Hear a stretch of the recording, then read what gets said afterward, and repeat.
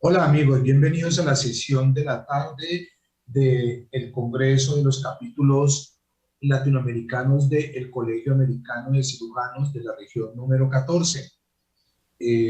Esta sesión es una sesión pues muy especial como lo han sido todas las otras, en la cual le damos un agradecimiento muy especial a Stryker por este gran educativo que permite que se disemine y se desarrolle esta nueva tecnología de la cirugía guiada por fluorescencia. En el día de hoy tenemos dos coordinadores de lujo, dos grandes cirujanos líderes de la cirugía oncológica, de la cirugía gastrointestinal y hepatobiliar en nuestro continente. Está el doctor Oscar Guevara, que es cirujano hepatobiliar y vicepresidente de la Asociación Colombiana de Cirugía, miembro del staff del Instituto Nacional de Cancerología y miembro del capítulo de Colombia del Colegio Americano de Cirujanos, y por supuesto también nuestro estimado y querido profesor Roberto Taruselli, que es el gobernador del capítulo de Uruguay del Colegio Americano de Cirujanos,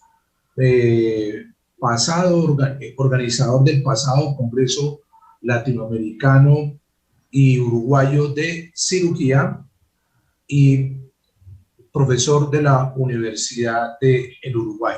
Así pues, que los dejo con ellos como coordinadores. Les pido el favor a la audiencia que las preguntas las hagan llegar a través del chat para que en la sesión de preguntas y respuestas coordinadas por los doctores Guevara y Taruselli sean manejadas a través de ellos. Los dejo con el doctor Guevara y Taruselli. Bienvenidos.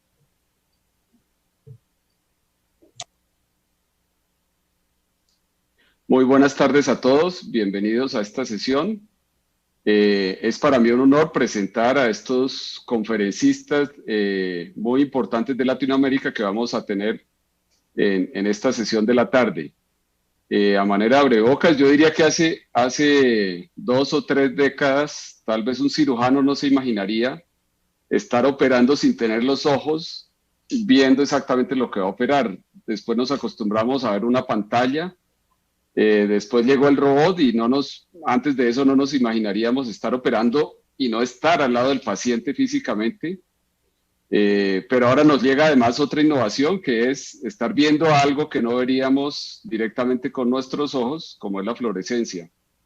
A eso está dedicada esta sesión de la tarde, de manera que quiero darle la bienvenida a nuestro primer conferencista, que también va a ser mi compañero de coordinación, el doctor Roberto Taruselli, quien es gobernador del capítulo uruguayo del American College, profesor del Hospital de Clínicas de la Facultad de Medicina de la República Oriental del Uruguay, cirujano oncológico digestivo. Le doy la bienvenida, nos va a hablar de cirugía hepatobiliar guiada por fluorescencia, últimos avances y ventajas. Bienvenido, doctor Taruselli.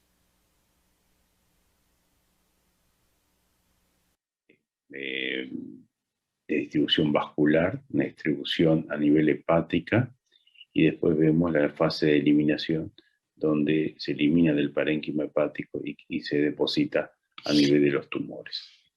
El equipamiento utilizado por nosotros es el del profesor Gambini, que colabora con nosotros, del Departamento de Medicina Nuclear de la Universidad de la República. Y acá en el 2009 está el primer laparoscópico basado en indocyanina green fluorescencia, está publicado por el doctor Ishizawa de Japón. Hoy día esto ha cambiado. Vemos que la empresa Stryker tiene monitores de alta definición, tipo 4K, y también la robótica tiene equipos de fluorescencia, y en nuestro caso nosotros usamos este equipamiento que es de la empresa Stor de Alemania. Respecto a la cirugía laparoscópica, ya vemos que ya va a haber el tercer Congreso Mundial de Cirugía Laparoscópica Hepática. Lo que tiene la laparoscopía es que permite una visualización parcial de las estructuras. Hay una pérdida de la sensación táctil, por lo que debemos buscar la tridimensionalidad u otro elemento que nos ayude a definir mejor las estructuras hepáticas. para esto es de utilidad la ecografía translaparoscópica, los equipos de imágenes en 3 dimensiones, que nos permite ver noción de profundidad, y equipamiento, imagenología, para realizar reconstrucciones vasculares y biliares en el preoperatorio. Las primeras publicaciones de cirugía hepatobiliar y fluoresceína aparecen entre 2000 y 2012 y provienen muchos de Japón y provienen muchos de Europa. De Estados Unidos hay pocas publicaciones que provengan de Estados Unidos. Respecto a las aplicaciones actuales de la fluorescencia, las aplicaciones principales son ver la vía biliar principal, esa es una importante aplicación, identificar tumores hepáticos, ahora vamos a detallar más estos elementos, estos ítems, la identificación de los segmentos hepáticos, de la segmentación hepática, y la posibilidad de evaluar la perfusión hepática. Existen otras aplicaciones que es, por ejemplo, la utilización en quiste hidático hepático o utilización durante la fenestración laparoscópica en quiste simple. Respecto a la administración de la ICG, existen múltiples formas de administración en los casos y series publicadas y depende de qué es lo que nosotros querramos ver. Para visualizar la vía biliar, lo que está publicado es que para ver la vía vesícula y vía biliar principal deberíamos administrar 45 a 90 minutos antes indiocenina green por vía periférica. Para visualizar tumores, en caso de hepatocarcinoma o tumores hígado cirrótico, es conveniente 1 o 2 semanas previas administrar, o en casos con hígado sano, de administrarlo 48 a 72 horas previas. Para evaluar perfusión hepática, se puede administrar en el momento, y también después vemos que para evaluar los segmentos hepáticos puede haber inyecciones intraarteriales e intraportales. Respecto a la identificación de la vía biliar, el único estudio prospectivo randomizado hecho por este tema fue conducido por Fernando Dip, de Argentina, y Rosenthal, de la Cleveland Clinic. Está publicado en Annals Sarce 2019, es un prospectivo randomizado internacional que toma 8 centros de referencia en USA, Alemania, Italia, Japón y Argentina. Ellos administraron ICG 45 minutos previo a la cirugía. El objetivo fue visualizar, evaluar la vía biliar principal, es decir, el colédoco, y ellos hicieron 2 grupos, un grupo de 300 y otro grupo de 320 y 318. La conclusión de ellos es que mejores resultados en la apreciación del calor y en los canales accesorios, y la conclusión del trabajo dice que mejora la visualización, pero no puede determinar si eso reduce las lesiones quirúrgicas de la vía biliar en caso de colecistectomía. Nosotros vemos que la utilidad en la vía biliar puede utilizarse en pacientes con colecistitis aguda evolucionada, donde sea difícil visualizar el pedículo hepático, buscar o hallar canalicus aberrante o alteraciones anatómicas del triángulo de Calot, visualizar y topografiar las fístulas biliares por recesión hepática, esa puede ser una aplicación. Identificar también la anatomía, sobre todo la vía biliar, cuando hacemos la disección del pedículo hepático en hepatectomía y utilizamos la técnica de Makiuchi o de Takasaki. Respecto a la identificación de tumores hepáticos, la fluorescencia en hígado, podemos decir que el hepatocito alterado no metaboliza adecuadamente la ICG porque queda retenida a ese nivel, y que la compresión de ese hepatocito impide la liberación de la ICG a nivel de la vía biliar, dando lugar a una imagen de halo. Existen malformaciones vía biliar que pueden dar lugar a un estancamiento de la ICG y dar un falso positivo, y como dijimos, el hígado fibrótico demora en eliminar la ICG. Ya Ishizawa en el 2009 hablaba de los patrones de fluorescencia según el tipo de tumoral y según el tipo de diferenciación, con patrones bien diferenciados. En el hepatocarcinoma hablaba de la homogeneidad de la fluorescencia, y en cambio en los más indiferenciados un patrón de halo o de anillo alrededor del tumor. Estos son distintos casos clínicos, y la explicación de esto puede ser debida a una necrosis del tumor que impide la penetración de la fluoresceína a ese nivel. Respecto a los falsos positivos, Ishizawa habla de un 40%, Y este trabajo de Patoflu, que es llevado adelante por un grupo francés, ellos evaluaron pacientes con inyección intravenosa al día previo, inyección portal durante la cirugía, y confirmaron un falso positivo en 22% de los casos. Y refieren de que la máxima profundidad de visualización son 13 milímetros con fluoresceína. El otro tema es cómo asegurarnos un margen adecuado en las resecciones hepáticas tumorales y limitar el R1 y no hacer un R1 o un R2.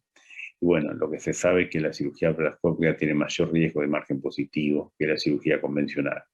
Vemos que la respuesta es la asociación de ICG y ecografía, puede ser la solución a este problema.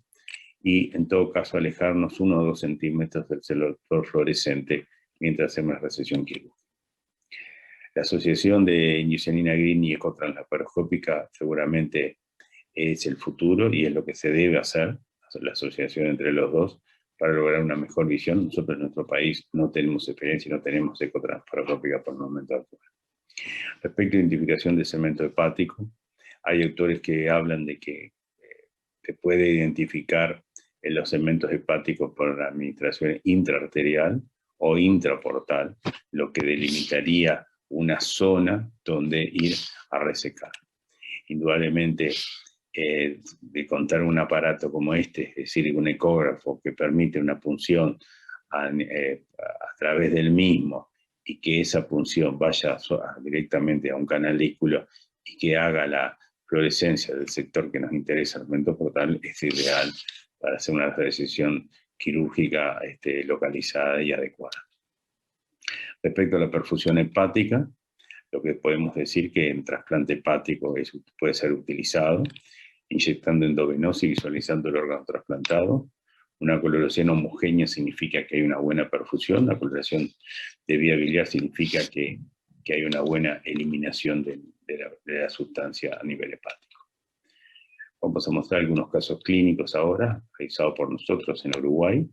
Este es el primer caso de ICG que hicimos en el año 2018 con el doctor Gambini, con este sistema, donde vemos cirugía convencional abierta, tumor, metástasis colorectal, segmentos 2-3, vemos las lesiones como las lesiones nódulos satélites, también la fluoresceína lo puede ver, y vemos que la distribución de la fluoresceína en este caso es bastante homogénea.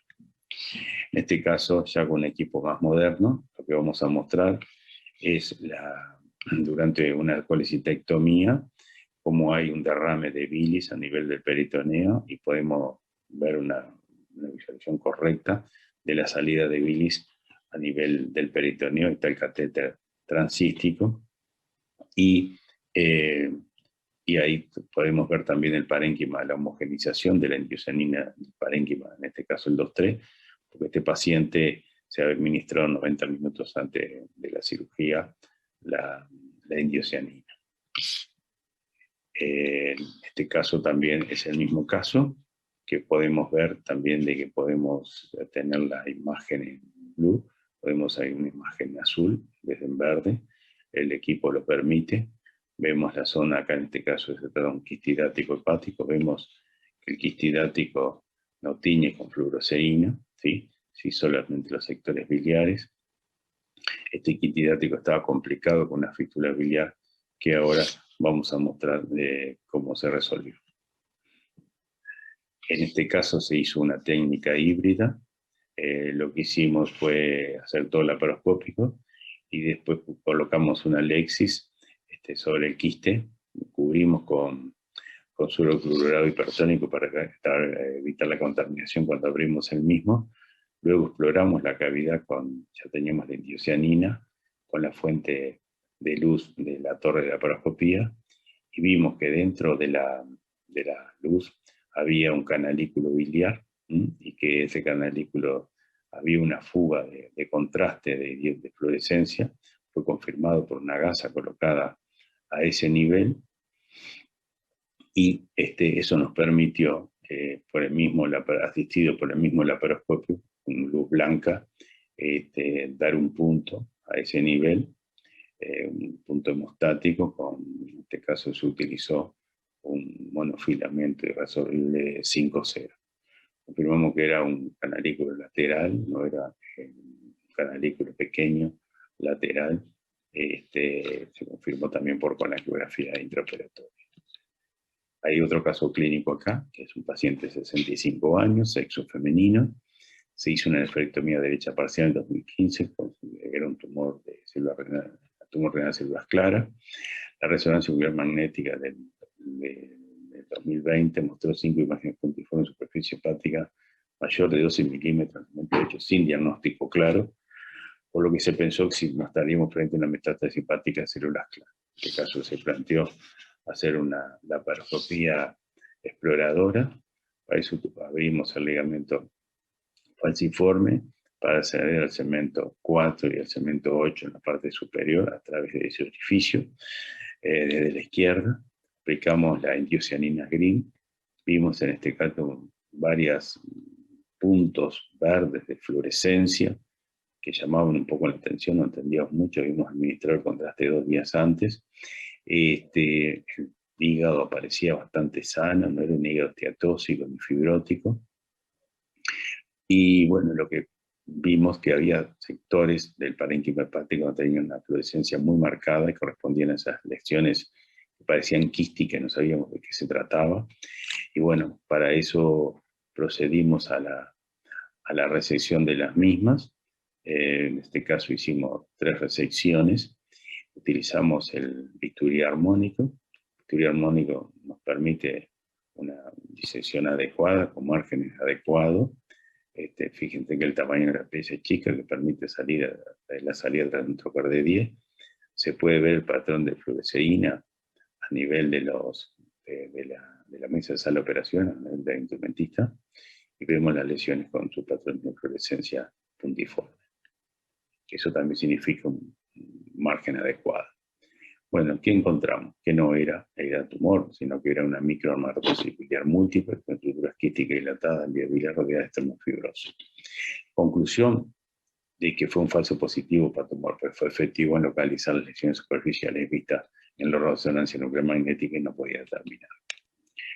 En este caso, vamos a ver otro caso clínico, en este caso es solamente para mostrar que la cirugía hepática laparoscópica que estamos realizando, tenemos acceso a a una excelente visión, de poder cargar, hacer una maniobra de Pringle, en este caso vamos a resolver una metástasis hepática, que tenemos un bulldog de cirugía laparoscópica para realizar un clampeo, ya sea de todo el pedículo hepático o en el caso de una disección por sectores, ya sea rama derecha o izquierda, y poder hacer un clampeo selectivo con los mismos claves.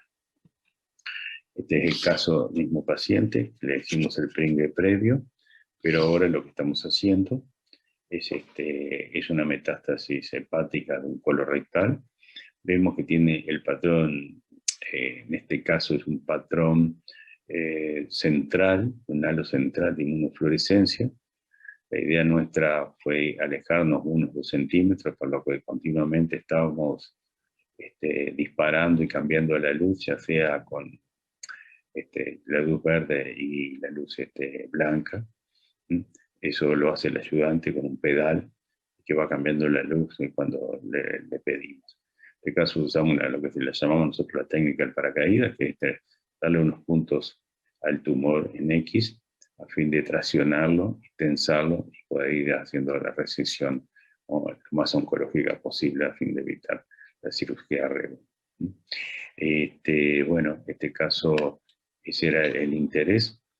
Aquí vemos otro caso clínico nuestro, donde muestra en este caso una colecistectomía laparoscópica, donde inyectamos endocianina green y vemos el calor totalmente secado hasta el fondo del parénquima hepático, está parénquima hepático.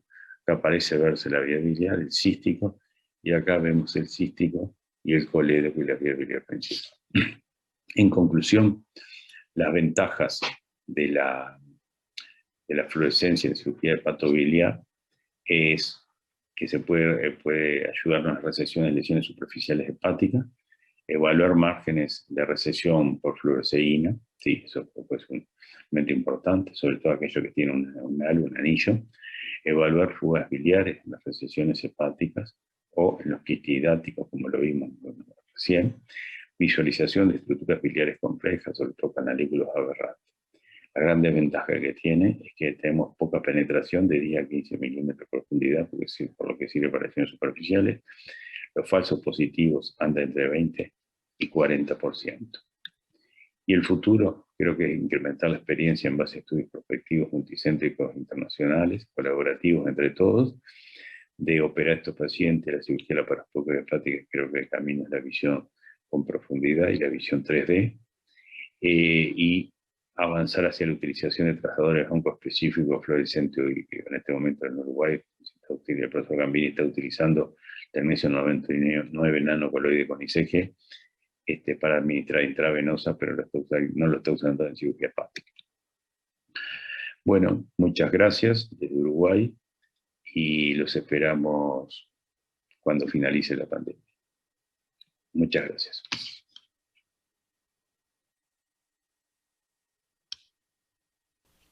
Buenas tardes. Bueno, para mí es un honor estar como moderador junto con el doctor Oscar Guevara y por la invitación a esta jornada magnífica.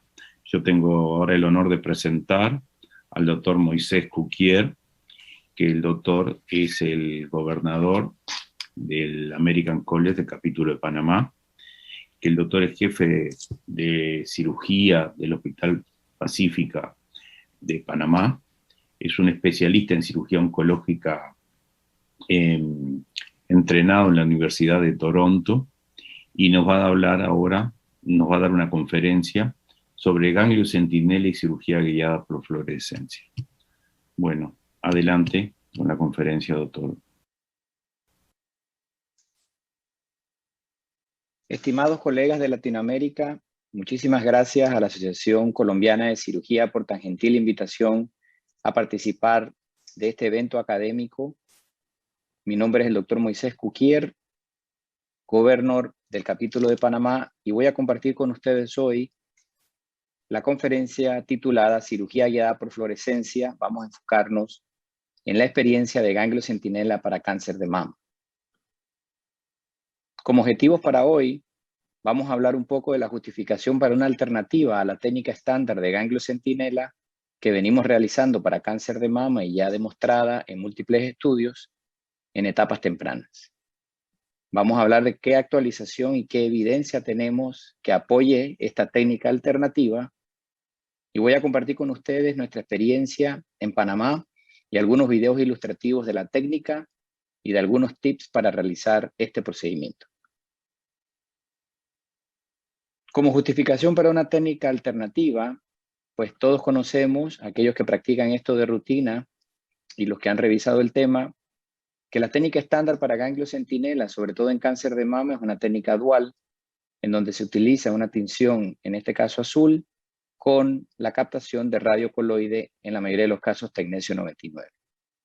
Está demostrado en múltiples estudios que una detección del 90% y un falso negativo del 10% o menos es lo aceptado para la realización de la técnica de ganglio centinela como estadiaje y potencial toma de decisiones de tratamiento. Sin embargo, reconocemos que la tinción azul tiene algunas limitantes.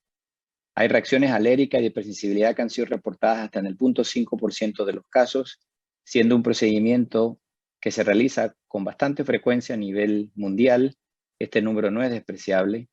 Y hay una pigmentación temporal de la piel hasta de un 10%, de la que muchas pacientes reportan, inclusive días después de haber sido intervenidas. Con respecto al radiocoloide, también existen limitaciones dependiendo de cada sistema de salud y de cada institución. Hay unas limitantes en generación de radioisótopos, tanto a nivel institucional como a nivel de país. Tengo algunos colegas de otros países que no pueden utilizar el tecnesio 99 en sus instituciones por solamente la limitante de la generación del radioisótopo. Y la infraestructura hospitalaria para manejo de medicina nuclear tiene regulaciones de seguridad de equipamiento. De manera que son seleccionados algunos centros a nivel latinoamericano que utilizan de manera rutinaria el radiocoloide. El verde indocianina, o el ICG por sus siglas en inglés, sin duda alguna tiene mucha experiencia clínica demostrada. Se ha utilizado por muchos años en test de función hepática, test cardíacos, angiografías, y cuando se hacen estudios comparativos, el más reciente en el 2017, resulta que es 5 veces más barato que el radiocoloide, tomando en cuenta su generación y aplicación. La curva de aprendizaje para el ganglio centinela ha sido reportada en estudios conocidos como el Almanac. Aproximadamente unos 40 casos eran reportados al inicio, luego el Comité Europeo logró unificar este número a más o menos 20 o 30 casos. Hoy día se reporta que con la técnica de fluorescencia, debido a sus características, aproximadamente 10 casos son suficientes para lograr los porcentajes de precisión en detección y falsos negativos menos del 10%.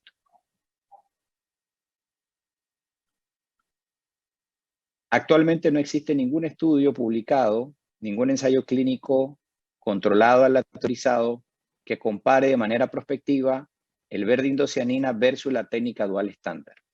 De manera que, en ausencia de este estudio, en los últimos años habíamos estado acumulando la data, cada centro ha estado publicando su experiencia y todo parecía orientar a que eran equivalentes.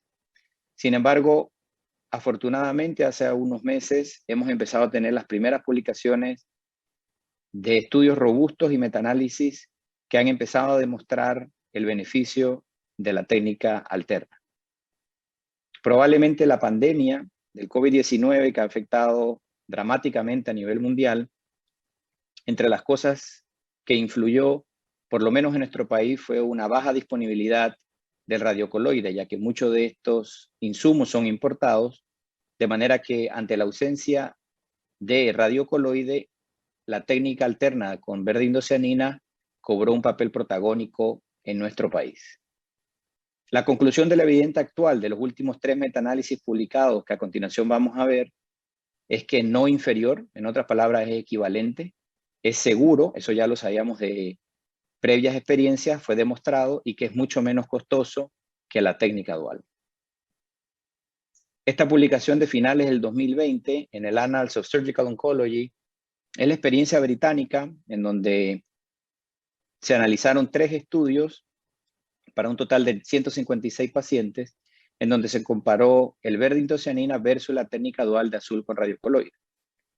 La detección, hubo una diferencia significativa de 97 versus 89%, pero clínicamente no tan relevante, ya que ambos porcentajes de detección siguen siendo aceptables. Las complicaciones quirúrgicas en ambos procedimientos fueron reportadas como similares sin diferencia estadística. Un metaanálisis aún más reciente, publicado a inicios de este año, de la experiencia de Beijing en China, nos reporta que agregando otro estudio más y haciendo un análisis de una N un poco mayor de 169 pacientes, nuevamente comparando verdiindocianina versus el azul y radiocoloide, tenemos una detección bastante similar, con una probabilidad de detección de 99% versus 97%, ambas aceptables por arriba del 90%, sin significancia estadística, concluyendo que el verdiindocianina es no inferior al azul y radiocoloide. Así que estas 3 publicaciones, sobre todo la última que incluye la mayor cantidad de pacientes, es realmente el apoyo académico y estadístico que se estaba necesitando a nivel mundial para poder utilizar esta técnica de manera estándar. En nuestra institución, nuestra experiencia, que actualmente ha adoptado el verdiindocianina como la vía de detección única y estándar para ganglio centinela en cáncer de mama temprano y melanoma temprano, nosotros utilizamos el vial de verdiindocianina estándar, que viene de 25 miligramos y lo diluimos en 5 ml de agua estéril para una concentración de 5 miligramos por ml. Se inyectan aproximadamente 5 a 10 miligramos por paciente, dependiendo de cada caso. Usualmente la inyección es retroareolar, a excepción de las lesiones que se encuentran en cuadrante superexterno, donde inyectamos en el cuadrante superexterno directamente también. El tiempo entre inyección e incisión es de 7 a 8 minutos, lo que usualmente es un tiempo razonable que permite la preparación del área quirúrgica. Y en nuestro caso tenemos disponibilidad la torre de cerca infrarrojo o Near Infrared L-Vision de Medtronic. Nuestra data, que empezó a acumularse desde 2019, inicialmente comparaba las 3 técnicas, hacíamos la técnica dual y luego le agregábamos también la técnica del verdiindocianina. Para el 2020 solamente utilizamos el verde indocianina, y estos primeros 45 casos que ya han sido enviados a publicación, tenemos un porcentaje de detección del 98%. A continuación quiero mostrarles algunos videos ilustrativos de esta técnica. Estos son nuestros propios videos, en donde en esta ocasión vemos cómo el área donde fue inyectado, en el área de la mama, el canal linfático logra visualizarse cómo entra hacia la axila. Luego que hacemos una incisión en nivel axilar, entramos a la fascia clave pectoral, y con el láser encendido, guiado por fluorescencia, podemos identificar el área de captación, donde con disección cuidadosa, evitando hemorragias innecesarias, podemos resecar el ganglio. Como podemos ver aquí, es importante preservar la cápsula del ganglio, tal cual se hace en la técnica dual estándar acostumbrada. En este video podemos ver cómo se identifica claramente el nivel 1 axilar, ganglio centinela al que llamaremos número 1.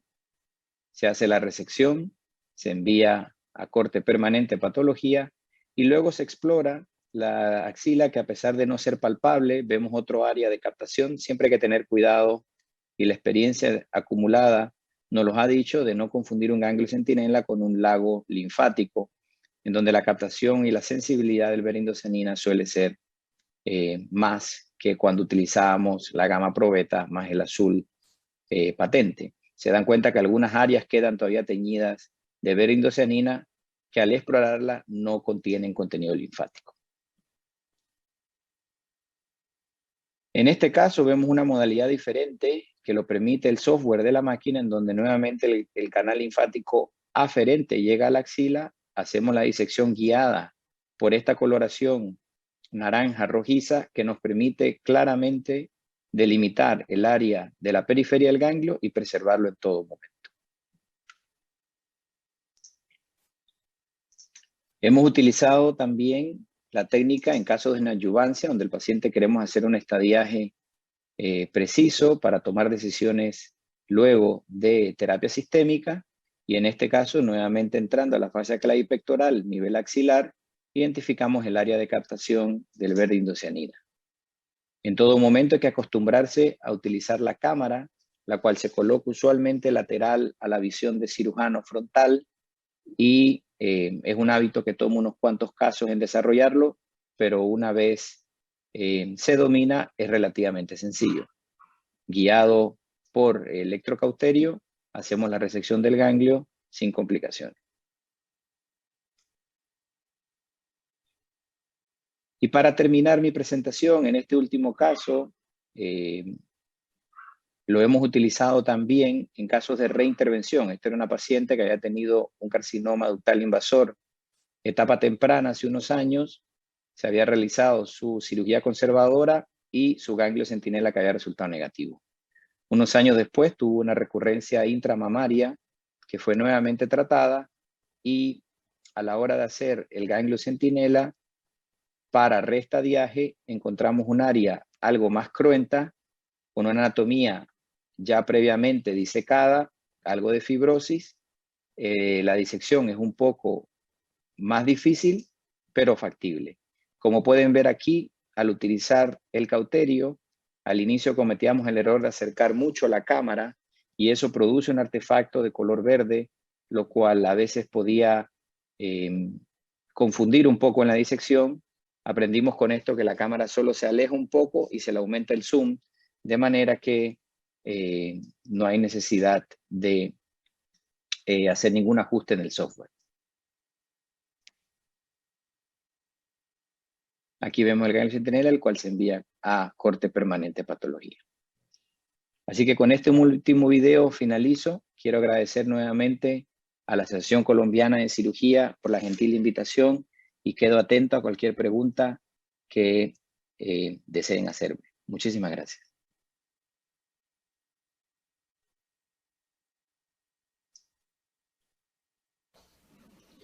Bueno, y para continuar con esta sesión, nuestra última conferencia de este bloque estará a cargo de la doctora Marla Torres, quien es cirujana colorectal en Puerto Rico.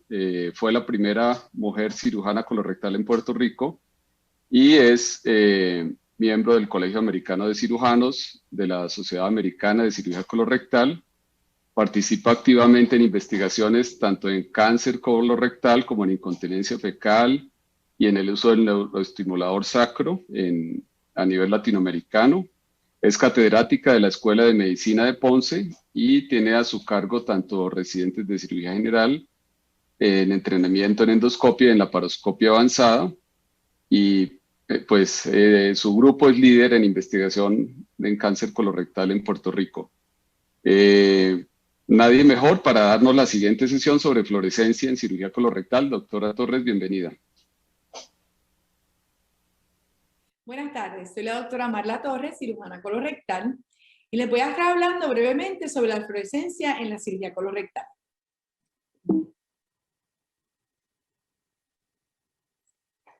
Vemos aquí que trabajar en los intestinos humanos representa, de manera que yo lo veo, una ruta que tenemos que tomar.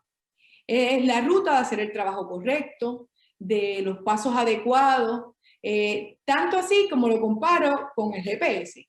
Hoy día nos tenemos que guiar por senderos, caminos, y buscamos la mejor manera de llegar al lugar indicado en el tiempo correcto.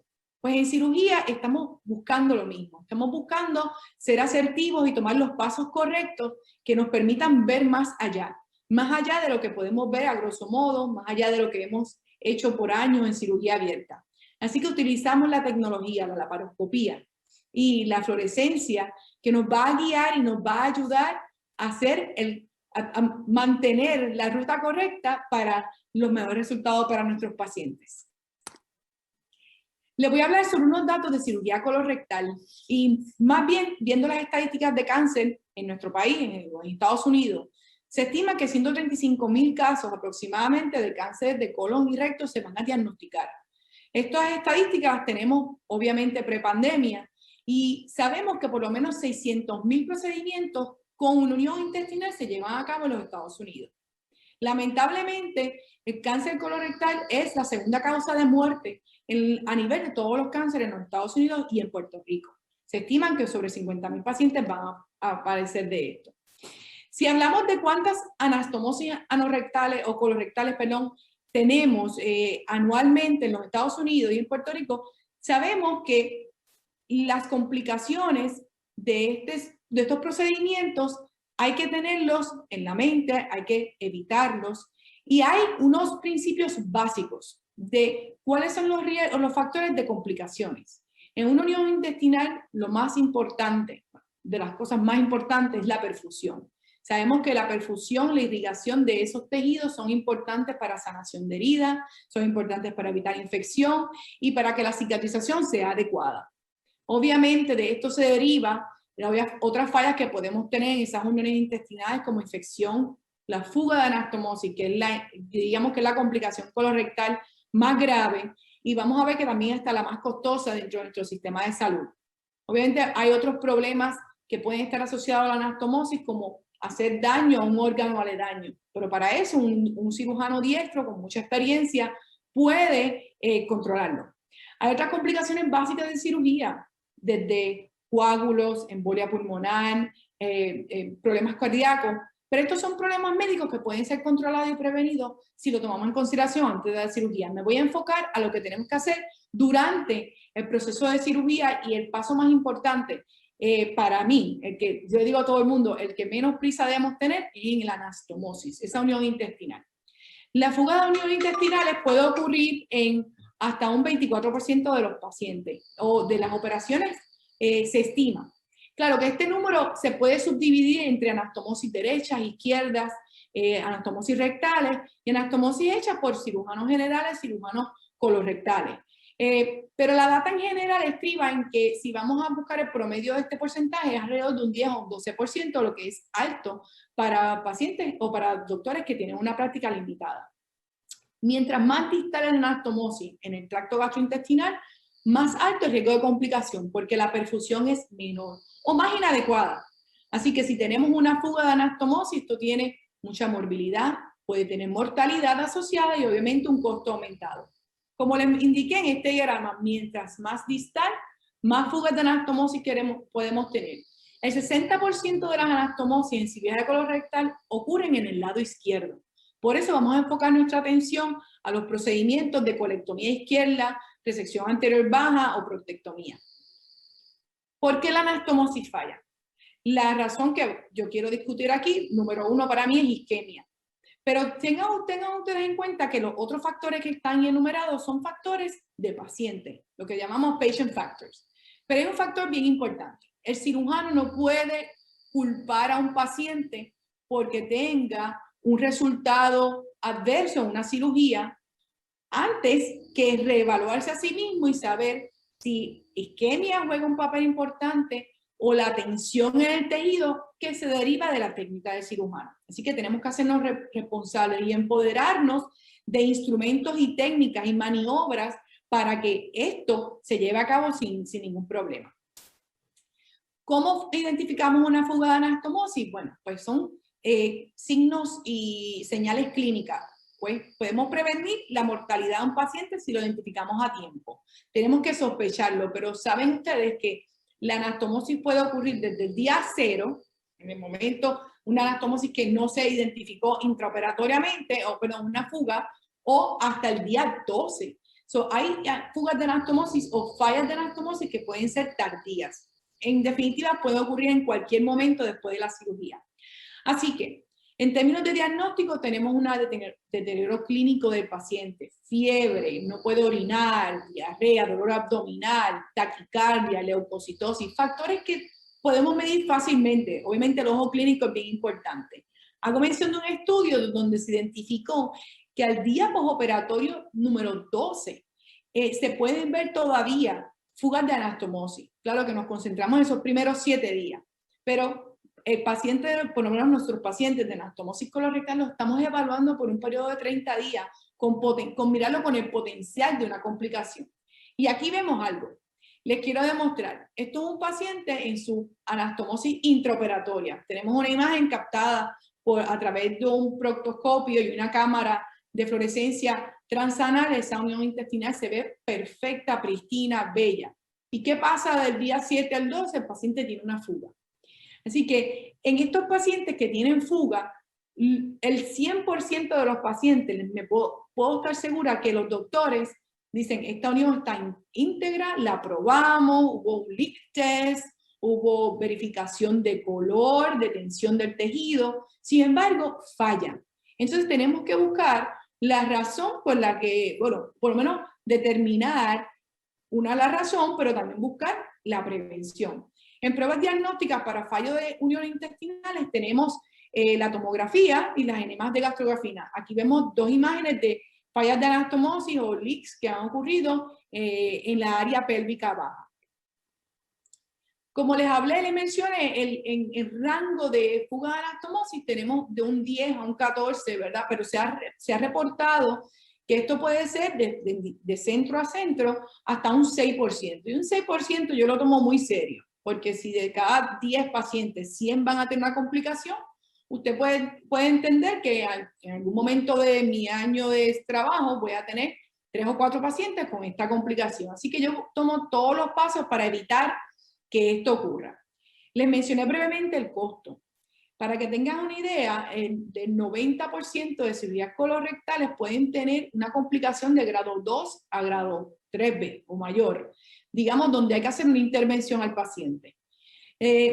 Una intervención donde el paciente requiere una cirugía o algún tipo de procedimiento invasivo le triplica el costo a una cirugía colorectal. Y estos números son de data de los Estados Unidos y esta data tiene aproximadamente 9 años, pero los costos sabemos que son altos y queremos evitar complicaciones porque entonces el sistema de salud se sobrecarga ya con todo lo que estamos viviendo en medio de esta pandemia.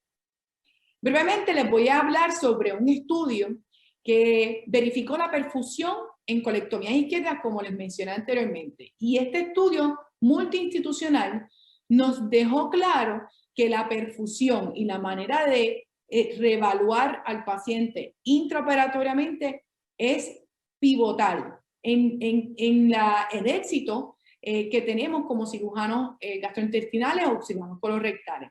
Así que de este estudio lo primero que se quería saber era la perfusión al colon. Y para eso se optimizó la localización de transección y también se hizo una evaluación de la mucosa en los elementos que se habían anastomosado de vía transanal. Brevemente les quiero mencionar que aquí estamos hablando de fluoresceína.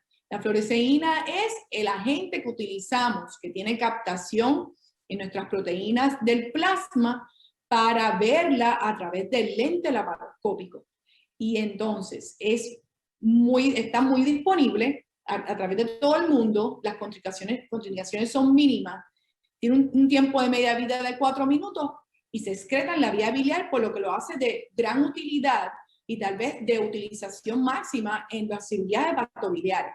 Pero para mí, yo entiendo que la utilización en cirugía colorectal es de mucho más de gran valor. Volviendo al estudio Pillar 2, como les dije, el estudio tuvo un total de 147 pacientes, de los cuales se analizaron 139 casos. Se excluyeron 8 y pues hubo casos que se convirtieron de abierto porque estábamos utilizando vía laparoscópica, un 3% que no está pues nada mal dentro de lo que conocemos.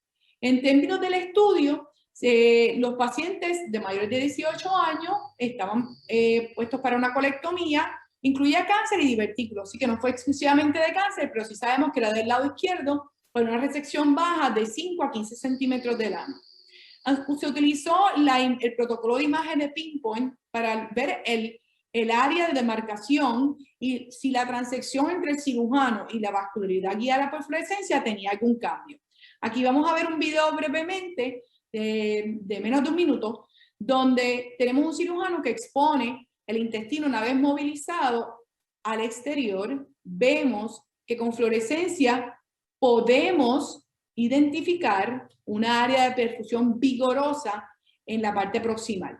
Y donde ven el dedo del cirujano, él dice, bueno, la transección puede ser por aquí, pero en realidad, si nos dejamos llevar basado en las datos objetivas de la fluorescencia, vemos que esa perfusión puede ser equívoca en el área próxima al área diverticular.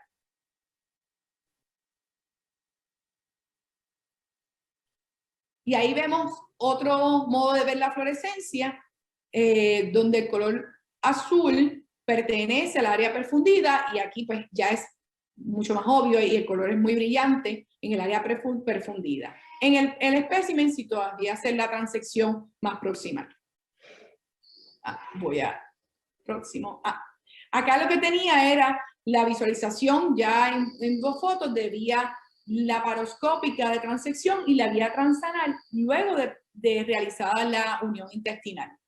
Y esto es una imagen de una anastomosis. Luego que se hizo la perfusión, pudimos ver por la laparoscopía cómo estas ambas áreas siguen, el contraste sigue mostrándonos buena área de perfusión. Así que, de manera secundaria, este estudio nos dejó a 30 días ver el seguimiento y la fuga de anastomosis quedó identificada a ser 1.4%, que es mucho menos de ese porcentaje que yo les había hablado en otros estudios anteriores. Sepan ustedes que en conclusión, aquí la fuga de anastomosis fue mucho menos de la esperada en situaciones normales y 8% de estos pacientes, 11 pacientes o el 8% tuvieron un cambio en el cambio operativo y ese cambio operativo por ende evitó tal vez ostomía, complicaciones, morbilidades y mortalidades. Y si vamos a ver, luego de este cambio operativo, ninguno de estos pacientes tuvieron fuga de anastomosis, lo que es para mí increíble. Y esto es el resumen de esos 139 pacientes, 1.4% de fuga de anastomosis y 8% de cambio en plan operativo con 0 fuga de anastomosis en esos pacientes. Brevemente, en unos minutos les voy a hablar sobre un caso bien que tengo, que realizamos en mi práctica, y de estos casos espectaculares que vale la pena mencionar. Tenemos un paciente de 63 años con cáncer de recto. Ahí están los datos. Esto es una visualización endoscópica del tumor. Este paciente fue referido a terapia neoadyuvante y luego de terapia neoadyuvante viene a evaluarse para resección o tratamiento definitivo. Aquí pueden ver la vía endoscópica luego de su tratamiento, donde es casi imperceptible que el paciente tenía tumor en la vía mucosal. Sin embargo, nuestras guías hablan de resección, así que vamos a ofrecerle a este paciente una resección. Mi plan de acción es hacer una resección de la vía transanal y transabdominal, lo que llamamos un TATA. En realidad, este era mi tercero en la práctica, así que yo estaba buscando estrategias para mejorar mis resultados, porque tuve uno muy exitoso y tuve una falla, así que un 50 no nos pone en una buena categoría, y dije, bueno, en este caso tenemos que buscar otras herramientas. Y aquí se me ocurrió que viendo perfusión en la manera en que realizamos las uniones intestinales sería la mejor contestación. Así que yo usé la tecnología a mi favor, disponible, para asegurarme que este paciente iba a tener su mejor resultado. Esto es un video de nosotros trabajando vía laparoscopía. Claro, no lo voy a poner entero porque en realidad estamos viendo solamente la movilización, la visualización, en una de las torres del hospital. Y aquí ya estoy preparándome para hacer la extracción de la vía transanal de la pieza quirúrgica, lo que es el recto. Y pueden ver donde con mi dedo trato de marcar una línea de demarcación vascular.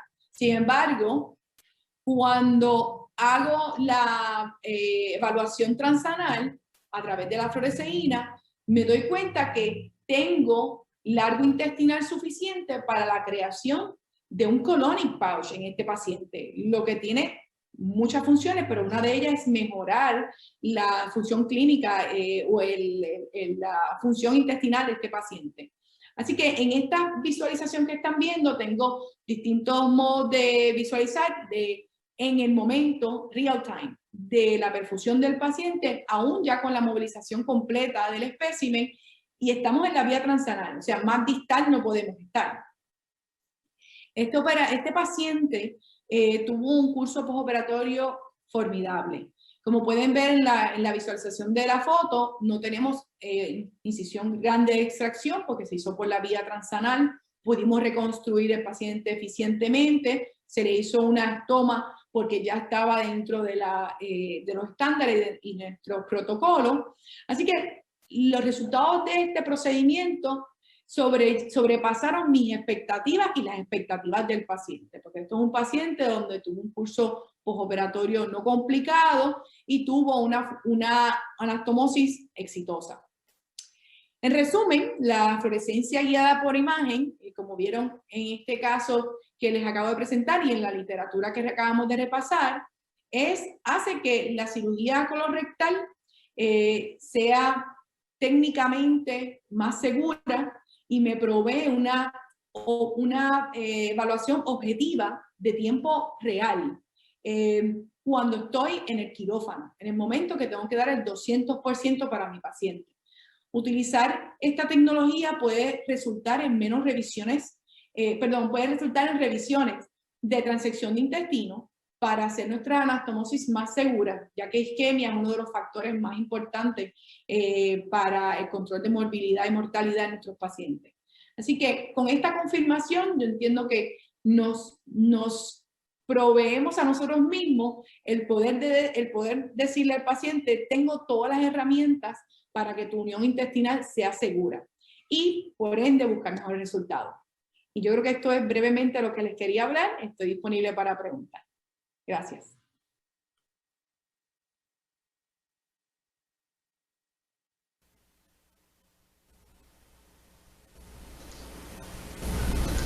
Bueno, doctor Guevara. Bueno, muy buenas presentaciones. Creo que se han complementado perfectamente las tres presentaciones en diferentes áreas de uso de la fluorescencia. Quería preguntarles a los tres, de pronto podría empezar el doctor Cuquier, porque la técnica varía un poco en abierta y en laparoscopia o en mínimamente invasiva. Sobre la curva de aprendizaje, ¿qué tips daría usted para la persona que está comenzando a utilizar la fluorescencia? Ya nos hablaba un poco del manejo de la cámara, pero quisiera ver de los tres algunas recomendaciones para la persona que está comenzando. Muchas gracias, doctor Guevara. Para el uso de la cámara abierta, La verdad es que resulta bastante intuitivo cuando se compara el entrenamiento para detección de ganglio centinela guiado con gamma pro beta y tinción biológica. Resulta muchísimo más sencillo identificarlo con la fluorescencia con el verde indocianina. De manera que no hay ningún estudio aún que haya demostrado el número exacto, pero toda la evidencia apunta a que el número de casos necesario para obtener los porcentajes de precisión, detección y falsos negativos esperados para la técnica de ganglio centinela, sobre todo en cáncer de mama y melanoma, que es donde más se utiliza, ronda alrededor de los 10 casos, máximo 15 casos. De manera que, hasta el punto de vista de entrenamiento de nuestros residentes o de funcionarios junior staff o aquellos que deseen implementar la técnica en su práctica, es un número probablemente menor al que teníamos antes para ganglio centinela técnica dual. Muchas gracias. Y doctor Taruselli, en su experiencia, sobre todo, por ejemplo, para el cirujano general que empieza en las colecistectomías a utilizarlo, ¿qué recomendaciones daría del momento, por ejemplo, de la administración del verde indocianina? Sí, nosotros tenemos un protocolo que tenemos que hacer un consentimiento informado del paciente, que se le va a administrar la indocianina green en el hospital. Estamos en un hospital universitario. No en todos los hospitales en el Uruguay se usa. La posibilidad que tenemos esto en etapa de investigación estamos.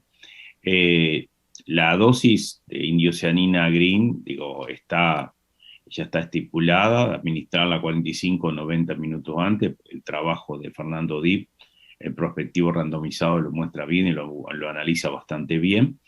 Y realmente yo lo recomendaría tenerlo siempre a disposición, pero para una etapa de aprendizaje y de verlo, nuestros residentes le estamos diciendo que lo estén utilizando en la cirugía de coordinación sencilla, porque el día que le toque una cirugía compleja, en pedículo, lo que llamamos nosotros en Uruguay congelado, de que no pueda verse bien los elementos del triángulo de Calot, bueno, en esos pacientes puede ser bastante beneficiosa la utilización de indocianina green.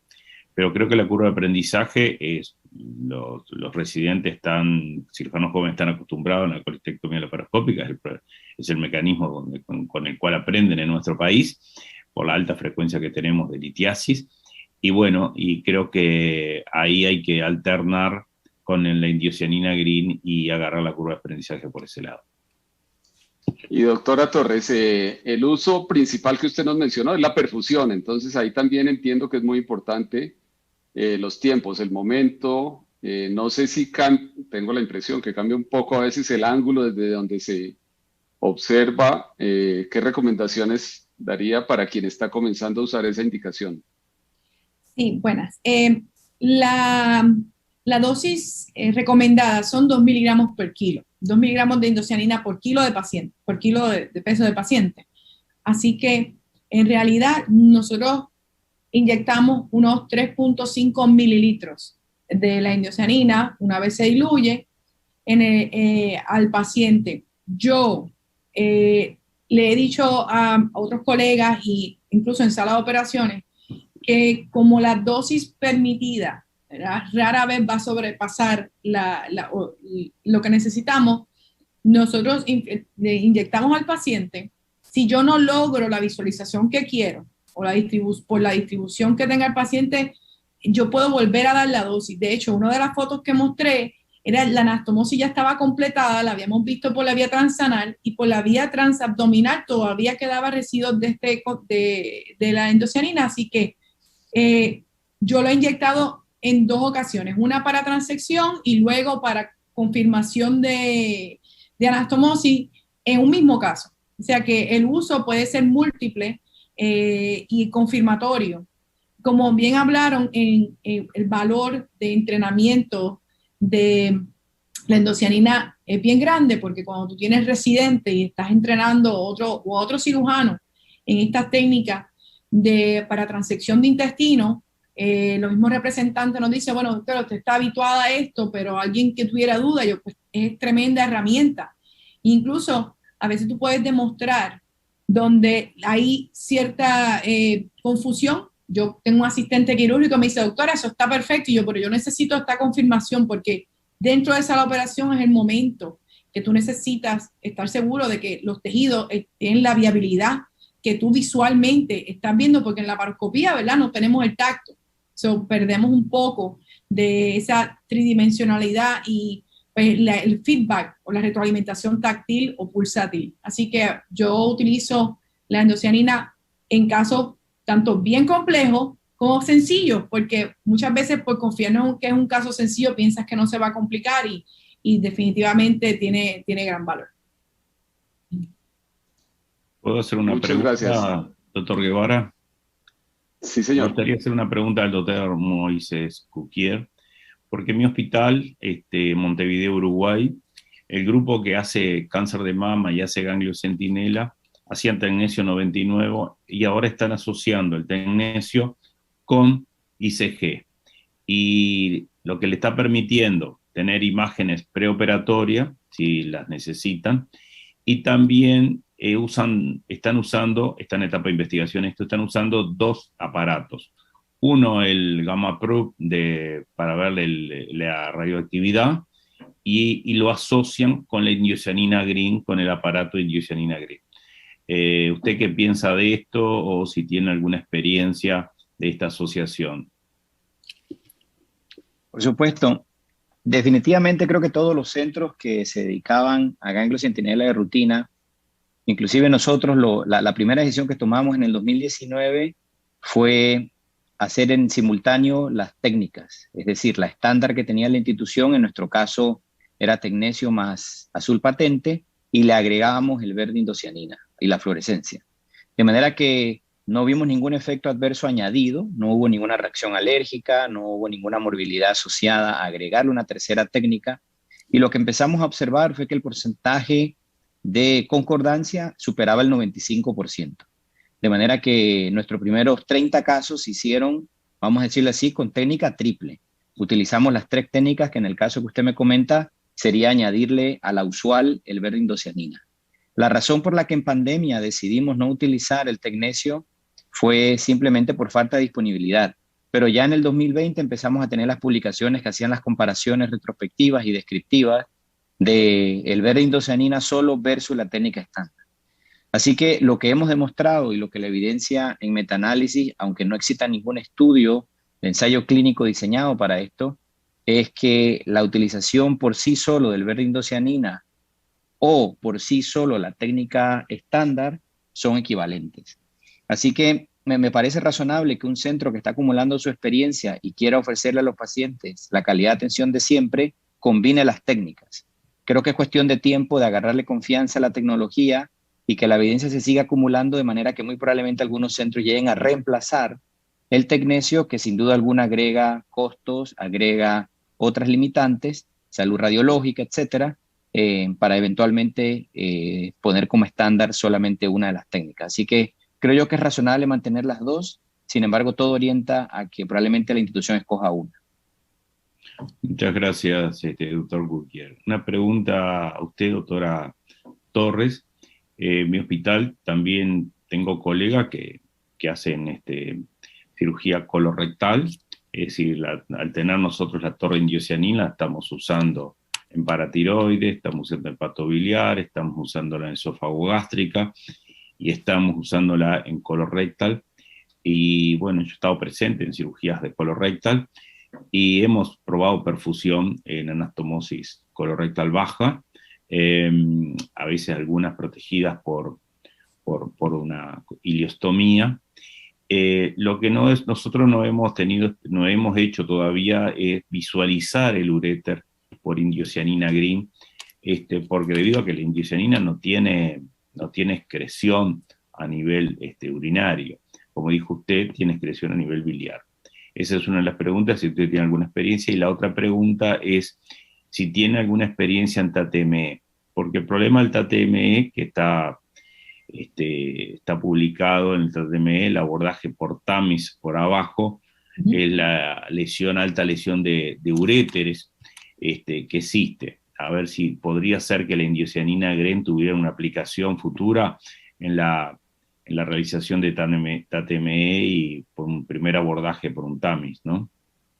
Sí. En nuestro hospital no hemos utilizado lo que llamamos el ICIS, que es el uso de indiocianina por catéteres ureterales, bien pocas veces. No lo hacemos de manera habitual. Y la razón es porque nosotros solamente utilizamos cateterización de ureteres cuando hay invasión de los ureteres, cuando hay hidronefrosis. O sea, a ver, las específicas, por lo menos nuestras indicaciones son bien específicas y no lo usamos habitualmente.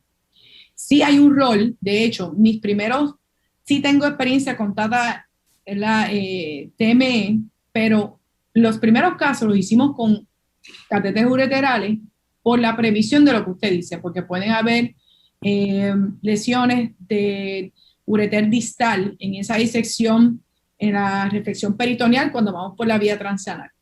Una de las cosas que nosotros hacemos es que estos casos, el abordaje es dual. Tenemos un cirujano en la parte transanal y un cirujano en la parte abdominal, que siempre estamos dándonos la mano y estamos ubicando uno versus el otro. En ocasiones tú estás trabajando aquí, de arriba te dicen, mira, ya te puedo visualizar por este lado. Así que el trabajo en equipo entiendo que es pivotal. Y por el momento, nosotros, como le dije, la cateterización ureteral no la estamos haciendo rutinariamente, pero sí veo el valor para prevenir o identificar, porque estamos claros que los catéteres no previenen, es la técnica del médico, pero te ayuda a identificar cualquier lesión uretérica en el acto, o por lo menos en el momento que ocurre en sala de operaciones. Muchas gracias. Doctor Guevara. Quería agregar una pregunta. A veces con esta técnica, yo creo que sobre todo en cirugía hepatobiliar, pasa que tiene tantas posibles funciones, pero de pronto no todas se pueden usar a la vez. Doctor Taruseli, uno no puede tener todo a la vez, parecería, aunque ya la doctora Torres nos ha comentado que se puede repetir su uso, pero digamos en un tumor hepático uno puede usarlo para marcar el tumor unos días antes, para ver dónde va la vía biliar, y hay que ponerlo también unas horas antes, o para ver perfusión y delinear por dónde va la línea de sección, por ejemplo. ¿Cómo usted hace esas decisiones, doctor Taruseli, específicamente en cirugía hepática, tal vez? Bien, nosotros, los pocos casos que hemos hecho de tumores hepáticos, hemos administrado la indiocianina green 48 horas antes. Tenemos la posibilidad de inyectarla intraoperatorio si necesitamos algo urgente, pero para la visualización de los tumores que ustedes vieron en los videos, esas lesiones pequeñas de amartoma que tenían mucha fluorescencia, fueron 2 días antes. El otro paciente que mostré de la metastasectomía también había sido 2 días antes y vieron que el parénquima, lo que tenía fluorescencia era solo lo central. El tema es el patrón de fluorescencia. Por ejemplo, en ese paciente sacamos la pieza, mandamos a hacer y pasamos sobre había un margen tumoral y tuvimos que hacer una resección de medio centímetro, casi 1 centímetro en la profundidad. Pero a mí la utilidad que nos teníamos era, bueno, puedo no tener fluorescencia en el resto tumoral que tenía en la resección, pero me permitía ver si yo tenía una fuga de un canalículo biliar porque estaba entrando poco a ciegas a nivel del parénquima hepático, porque estaba haciendo una metastasectomía.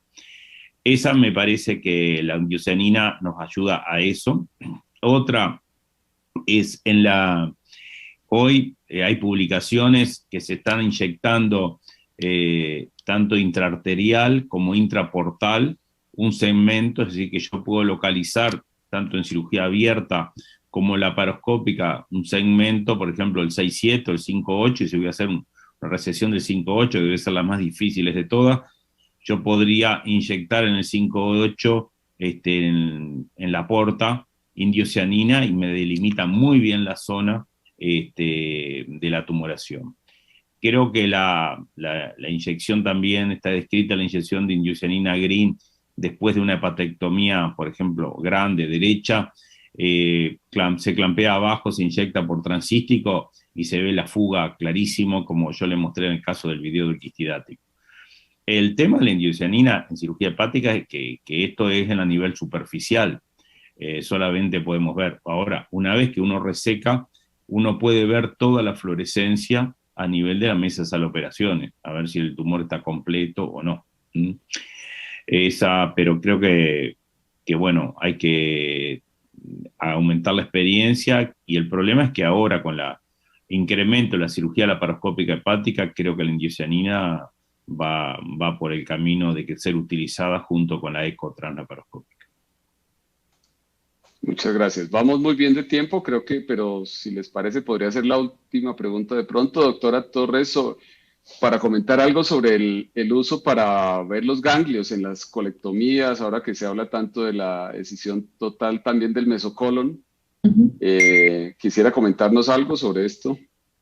Sí, como bien expresó el doctor, en términos de cirugía hepatobiliar nos hace falta más experiencia. La indocianina sí se podría utilizar para marcador de tumor y mapeo linfático. Sin embargo, la limitación para hacerlo en tiempo real, una pequeña limitación es que en la laparoscopía evitamos hacer colonoscopías al mismo tiempo por la insuflación del intestino, ¿verdad? Una vez sí podemos, le veo gran utilidad cuando tienes tumores en el área recto, que nos ha pasado, un tumor pequeño que no hay en el recto. Los gastroenterólogos o los cirujanos no tienden a marcar, a tatuar dónde están los tumores, y de momento la percepción de un paciente, y me ha ocurrido, el ancho del intestino no era tal para yo visualizar el nivel del tumor. Ahí sería un estudio rápido, una sigmoidoscopía, si puedes clampear el intestino más arriba para evitar la insuflación completa. Una vez movilizado, podría in situ marcar. Esto es una de las utilidades, porque la fluoresceína yo creo que vino para quedarse, porque una de las utilidades que se usa en mapeo de ganglio de mama podría extrapolarse al mapeo de ganglios intestinales, como se usa para cirugía hepatobiliar, pero sí entiendo que nos falta más experiencia al respecto. Es algo que estamos todos vigilantes de tan pronto haya más experiencia al respecto para la técnica, pero lo veo como algo, una posibilidad para ayudarnos. Se ha tratado de hacer estos mapeos anteriormente con tinte, y sabemos que la cirugía oncológica, las bases de resección de tumor, yéndonos a la base de la arteria la inferior mesentérica o la iliocólica, para la mejor linfadenectomía dentro del área quirúrgica. Muchas gracias, doctora. Nos están preguntando por el chat, doctor Guevara, utilidad del verde indiocianina en resección de quiste hidático. Yo mostré uno de los dos videos de la resección de quiste hidático y la utilidad de la indiocianina en ver la comunicación de la vía biliar intrahidática. Pero también, sí, el tema es que nosotros en nuestro país, que tenemos bastante experiencia en quiste hidático, no siempre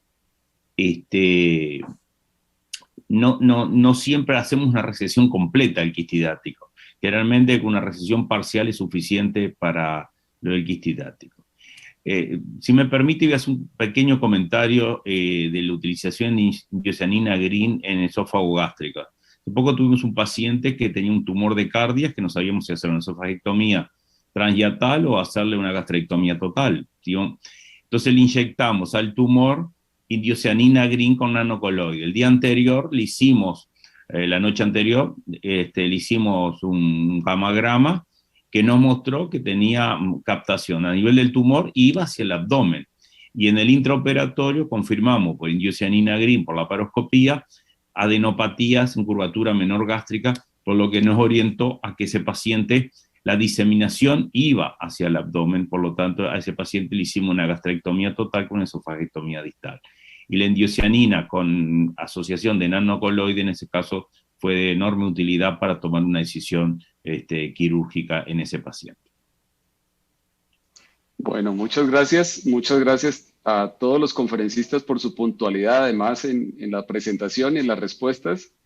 Doctora Torres, doctor Cuquier y doctor Taruseli, muchísimas gracias a nombre del país anfitrión, pero esto es un foro latinoamericano, de manera que seguramente seguiremos teniendo encuentros próximamente. Muchas gracias, cerramos la sesión. Muchas gracias. Muchas gracias. Muchas gracias. Muchas gracias, doctor Guevara, doctor Taruseli, doctor Cuquier y doctora Torres por su participación, pero también muy especialmente un saludo y un agradecimiento a Stryker por permitir este gran educativo para el desarrollo del conocimiento científico en todo nuestro continente. Muchísimas gracias.